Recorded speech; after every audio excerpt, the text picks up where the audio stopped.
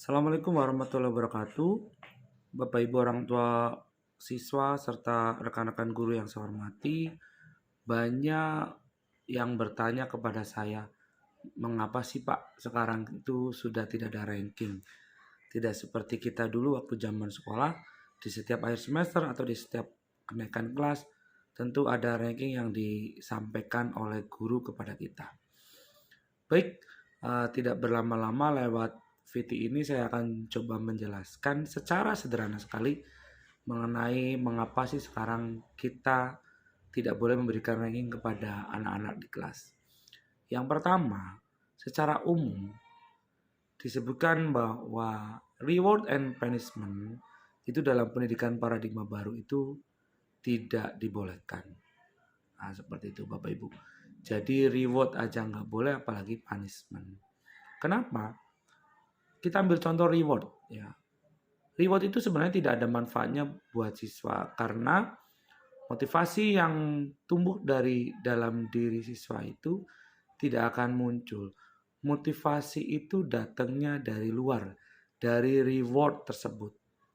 Jadi kalau dalam keseharian, kalau anak-anak kita disuruh ke warung umpamanya ya, itu biasanya mereka tidak akan bergegas tanpa ada iming-iming imbalan dari kita. Misalnya nanti dibagi 2000-nya buat kamu dek buat jajan. Baru anak kita akan berangkat ke warung membeli apa yang kita perintahkan. Nah ini bagian dari motivasi ekstrinsik. Jadi anak kita mau menuruti perintah kita itu karena ada iming-iming bayaran 2000 tadi. Oke, itu secara umum. Secara teknis di kelas, Bapak Ibu perlu diketahui bahwa semua siswa itu terlahir memiliki kecerdasan. Jadi tidak ada siswa yang bodoh. Nah, jadi kalau ranking itu hanya mewakili satu kecerdasan, yaitu kecerdasan kognitif. Padahal kecerdasan itu banyak. Jadi kecerdasan yang termasuk pengetahuan matematika, IPA, IPS, bahasa Indonesia dan lain sebagainya itu adalah kecerdasan kognitif. Jadi kalau guru memberikan ranking, maka sebenarnya itu yang diukur itu hanya kemampuan kognitifnya saja. Makanya yang akan mendapatkan ranking adalah memang anak-anak yang mempunyai kemampuan kognitif yang sangat bagus seperti itu. Padahal kalau kita ketahui bahwa dulu ya itu kecerdasan itu ada tiga, ada kognitif, ada psikomotorik yang olahraga, kemudian ada afektif. Afektif itu adalah sikap karakter siswa. Nah, seiring berjalannya waktu, ternyata banyak ahli yang menemukan bahwa kecerdasan itu ternyata banyak, bukan cuma tiga itu. Maka sering disebut dengan istilah multiple intelligence, jadi kecerdasan majemuk. Jadi kecerdasan yang tadi tiga itu berkembang menjadi kecerdasan yang lainnya. Ada kecerdasan linguistik, ya kemampuan berbicara, kemudian ada kinestetik. Makanya tak jarang ketika di kelas ada siswa yang kemampuan matematikanya bagus, tetapi biasanya olahraganya kurang. Atau sebaliknya, ada siswa yang kemampuan olahraganya bagus, tetapi matematika, IPA, dan lainnya kurang. Atau dia kemampuan seninya bagus, kemampuan matematikanya kurang. Nah, itulah anugerah dari Allah Subhanahu wa Ta'ala, Tuhan Yang Maha Esa. Jadi setiap siswa terlahir memiliki kecerdasan sendiri-sendiri.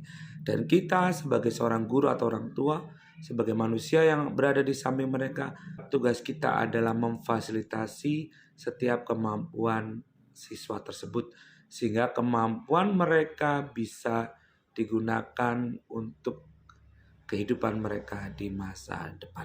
Jika Bapak Ibu ingin tetap memberikan ranking kepada siswa-siswi di kelas, maka silakan dipersilakan. Tapi dengan catatan kalau Bapak Ibu mempunyai siswa 30, maka ada 30 siswa Bapak Ibu yang berhak mendapatkan ranking. Berhak mendapatkan reward. Tentunya dengan kemampuan yang berbeda-beda. Ada siswa cerdas di olahraga, ada siswa cerdas berbicara, ada siswa cerdas di matematika, dan yang lain sebagainya. Bapak Ibu, ada satu hal yang mungkin perlu kita jadikan tolak ukur di sini.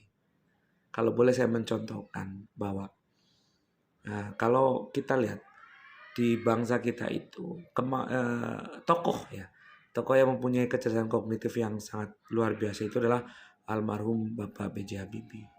Nah, kalau tolak ukur dari kecerdasan itu adalah keberhasilan seorang dalam hal finansial, maka kita bisa bandingkan kekayaan almarhum Pak Habibie dengan pemain bola Cristiano Ronaldo.